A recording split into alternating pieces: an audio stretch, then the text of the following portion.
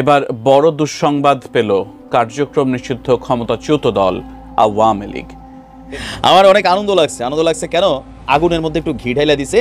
যদি এই সিদ্ধান্তটা ডক্টর ইউনূস নিতে পারে, আজীবন জেনারেশন টু জেনারেশন ডক্টর ইউনূসের প্রতি সম্মান ভালোবাসা মানুষের থাকবে যুগে যুগে। এটা একটা নতুন যুগান্তকারী ডায়নামিক সিদ্ধান্ত হতে পারে বলে আমিও মনে করি।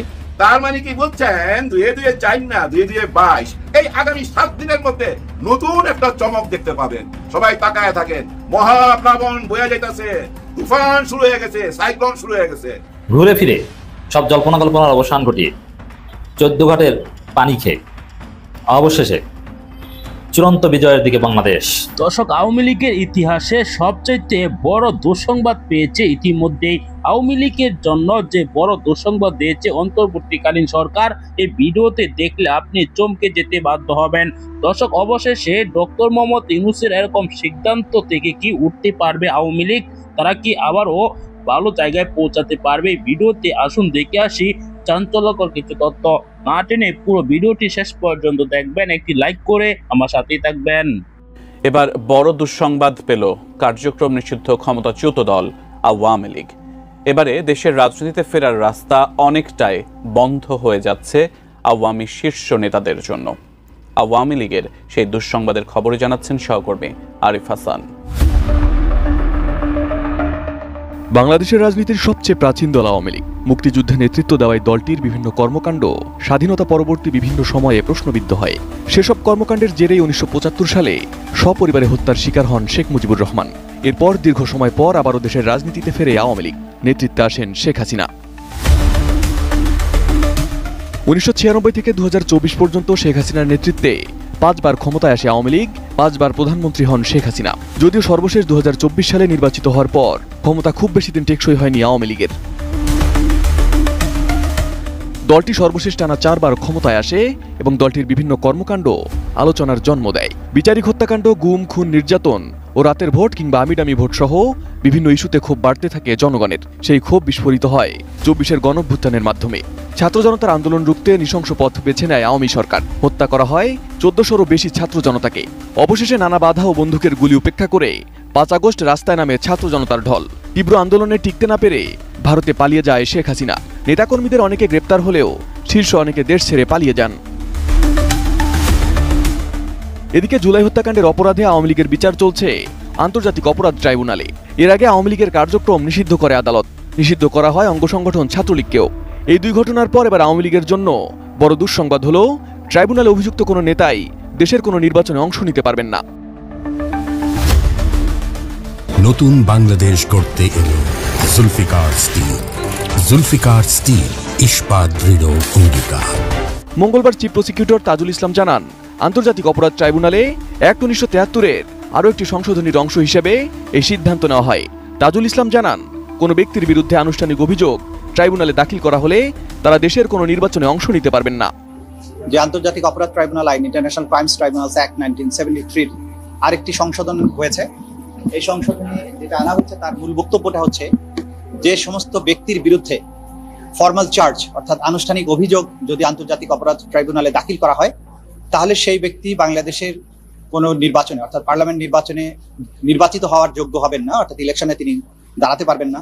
কোনো মেয়র বা লোকাল গভর্নমেন্ট ইনস্টিটিউশন যেগুলো আছে সেগুলোর মেয়র, চেয়ারম্যান ইত্যাদি এগুলো হতে পারবেন না, এবং কোনো সরকারি অফিস, পাবলিক অফিসে তিনি নিয়োগ পেতে পারবেন না। এই সংশোধনীটা করা হয়েছে এবং এটা একটা নতুন সংযোজন। অর্থাৎ এই সিদ্ধান্তের মাধ্যমে আওয়ামী লীগের শীর্ষ নেতাদের কেউই কোনো নির্বাচনে অংশ নিতে পারবেন না, কারণ দলটির অধিকাংশ শীর্ষ নেতাই মানবতা বিরোধী অপরাধের মামলায় অভিযুক্ত, যার কারণে আওয়ামী লীগের ফেরার পথ আরো কঠিন হতে যাচ্ছে। বলতে গেলে দলটির ভাগ্যে বড় পেরেক বসালো ট্রাইব্যুনাল।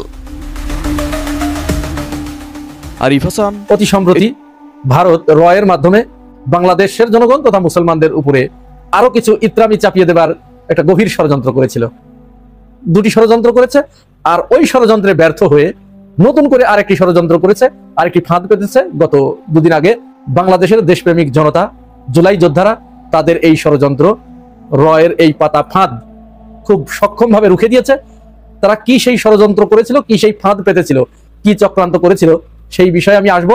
যে বিষয়টি নিয়ে শুরু করছিলাম আমরা, র এবং ভারতের যে চক্রান্ত, যেটি বাংলাদেশের জনগণ ঐক্যবদ্ধভাবে অত্যন্ত বুদ্ধিমত্তার সাথে, অত্যন্ত বিচক্ষণতার সাথে রুখে দিয়েছে, সেই বিষয়টি বলবো। প্রথম বিষয়টা হচ্ছে, আপনারা জানেন যে স্মরণকালের সমস্ত রেকর্ড ভঙ্গ করে এবারের শারদীয় দুর্গা উৎসবে ভারতে যে প্রতিমাগুলো স্থাপন করা হয়েছিল, সেই প্রতিমাগুলোতে তারা অসুরের যে আকৃতি, অসুর মানেই খারাপ, শত্রু, তাদের শত্রু, সেই শত্রুকে বধ করেন, ধ্বংস করেন দুর্গার হাতে অসুরের খণ্ডিত মস্তক, আর সেই মস্তক যে তাকে শুলে বিদ্ধ করে হত্যা করা হয়েছে, অসুর নাশ করা হয়েছে, অসুর বধ করা হয়েছে, এরকম একটি অবয়ব তারা প্রতি বছর ফুটিয়ে তোলেন। কিন্তু এবার যার ব্যতিক্রম, যে ঘৃণ্য কাজটি করেছে, যে ইত্রামি করেছে এবার তারা, সেটা ভাষায় প্রকাশ করার নয়, এটি কোনো সভ্য মানুষ এটি করতে পারে না। তারা অসুরের যে অবয়বটা, সেখানে 3 জন আন্তর্জাতিক ব্যক্তিত্বকে তারা এনেছে, অর্থাৎ বাংলাদেশের প্রফেসর ডক্টর মোহাম্মদ ইউনূস, পাকিস্তানের প্রধানমন্ত্রী শাহবাজ শরীফ এবং আমেরিকার প্রেসিডেন্ট ডোনাল্ড ট্রাম্পকে তারা ওই অসুরের অবয়ব দিয়েছেন। তারা একটি মেসেজ দিতে চেয়েছেন। এইখানে এই রয়ের চক্রান্ত লুকিয়েছিল, ভারতের ষড়যন্ত্র লুকিয়েছিল। তারা যখন আওয়ামী লীগকে কোনোভাবেই আর এদেশের মানুষের মনের ভিতরে ঢুকাতে পারছে না, এদেশের মানুষ যখন আওয়ামী লীগ এবং ভারতকে ঘৃণা ভরে প্রত্যাখ্যান করেছে, কোনো মতো অবস্থায় যখন তারা ভারতের কোনো ফাঁদে পা দিচ্ছে না, তখন তারা নতুন করে এই ফাঁদ পেতেছে যে ইউনূসের এই অসুর আকৃতি দেয়া হোক, তাহলে বাংলাদেশের জনগণ হয়তো চড়াও হবে হিন্দুদের উপরে, প্রতিমা ভাঙবে বাংলাদেশে, তখন আমরা ঝাঁপিয়ে পড়বো বিভিন্ন ন্যারেটিভ নিয়ে, বিভিন্ন বয়ান নিয়ে। কিন্তু তাদের বিধিবাম বাংলার জনগণ, বাংলাদেশের বিচক্ষণ বুদ্ধিমান জনগণ তাদের মুখের উপরে পায়খানা ছিটিয়ে দিয়ে তাদের সেই পরিকল্পনা নস্যাৎ করে দিয়েছে। ওটাকে তারা কোনো আমলেই নেয় নাই, বরং তারা এটিকে এভাবে নিয়েছে, তাদের এই চক্রান্ত যখন নস্যাৎ হয়ে গেছে, তখন তারা নতুন করে ফাঁদ পেতেছে বাংলাদেশের ভিতরে। বাংলাদেশের 793টি প্রতিমায় তারা অসুরের মুখে। প্রিয় দর্শক, আপনারা জানেন অন্তর্বর্তীকালীন সরকার আসার পর থেকেই নানান চাপে রেখেছে অন্তর্বর্তীকালীন সরকারকে আওয়ামী লীগ, বিশেষ করে আওয়ামী লীগের ঝটিকা মিছিল, আওয়ামী লীগের একের পর এক ষড়যন্ত্র, যে কোনো মুহূর্তেই যে কোনো আন্দোলনকে তাদের আন্দোলন বলে চালিয়ে দেয় আওয়ামী লীগ। এরকম অনেক কিছু কিন্তু ঘটছে বাংলাদেশে বর্তমান সময়ে। বিশেষ করে খাগড়াছড়িতে কিন্তু ভয়াবহ অবস্থা সৃষ্টি হয়েছে। আওয়ামী লীগ পিছন থেকে ইন্ধন দিচ্ছে, পাহাড়ি জনবসী তারা রীতিমতো সরকারের বিরুদ্ধে কঠিনভাবে লেগে পড়েছে। এরকম দৃশ্য কিন্তু আমরা অহরহ দেখতে পাচ্ছি। আওয়ামী লীগ একের পর এক ষড়যন্ত্র করেই যাচ্ছে। অবশেষে সঠিক সিদ্ধান্ত নিয়েছে অন্তর্বর্তীকালীন সরকার। আওয়ামী লীগের নেতারা আর ভবিষ্যতে কোনোদিনও রাজনীতি করতে পারবে না। যে আইন পাশ করেছেন, এমনকি যে রায় দিয়েছে আদালত, দর্শক বাংলাদেশে আসলেও তারা নির্বাচনে অংশ নিতে পারবে না। এই ভিডিওতে আপনারা দেখেছেন, এ নিয়ে বড় দুঃসংবাদ পেয়েছে আওয়ামী লীগ নেতা কর্মীরা। দর্শক, এ বিষয়ে আপনার কি মতামত কমেন্টে জানাবেন।